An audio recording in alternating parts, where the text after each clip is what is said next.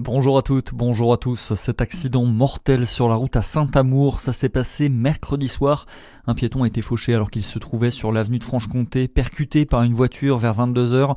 Les secours sont intervenus mais ils n'ont pas réussi à lui sauver la vie. Le conducteur du véhicule, en état de choc, a dû être conduit à l'hôpital.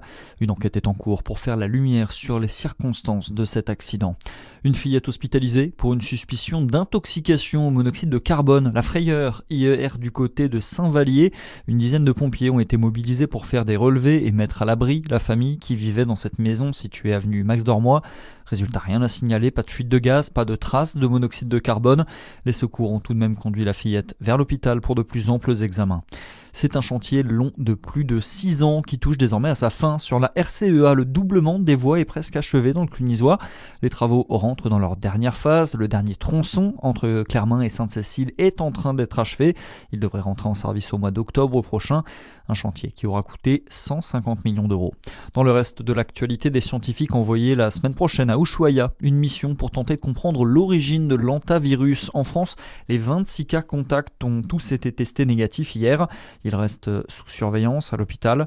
Malgré ces informations rassurantes, l'inquiétude gagne certains Français. Les demandes de masques sont en hausse dans les pharmacies qui ne parviennent pas à satisfaire tout le monde. Pierre-Olivier Variot, le président de l'Union des syndicats de pharmaciens d'officine, se veut toutefois rassurant. On l'écoute. Exploser, c'est un grand terme, mais elle a beaucoup augmenté, c'est vrai. Il y a quand même une grosse crainte des patients. Les gens nous demandent si on peut les tester, si on peut les vacciner contre l'hantavirus, parce qu'il y a une angoisse.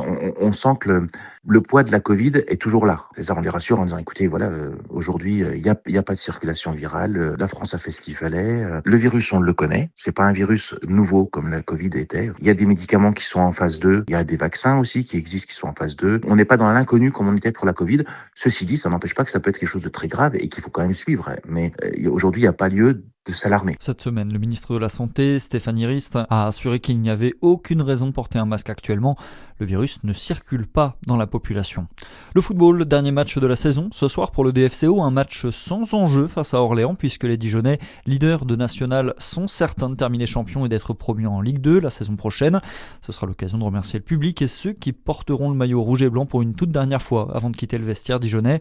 C'est le cas notamment de Lenny Montfort et d'Ismaël Diallo. Dijon-Orléans, le coup d'envoi à 19h30 ce soir. Et puis du handball féminin également, Besançon se déplace sur le parquet de Nice. 3 matchs à disputer avant la fin de la saison. Le coup d'envoi c'est à 20h. Et du côté de la JDA Dijon, c'est un week-end européen qui se prépare. Pour la première fois de l'histoire, un club français accueille le Final Four de Ligue européenne. Après une médaille de bronze décrochée en 2025, la JDA veut faire mieux. Premier adversaire sur leur route, les Hongroises d'Esztergom. Ce sera demain à 18h. C'est tout pour l'info. À suivre votre météo sur Fréquence Plus.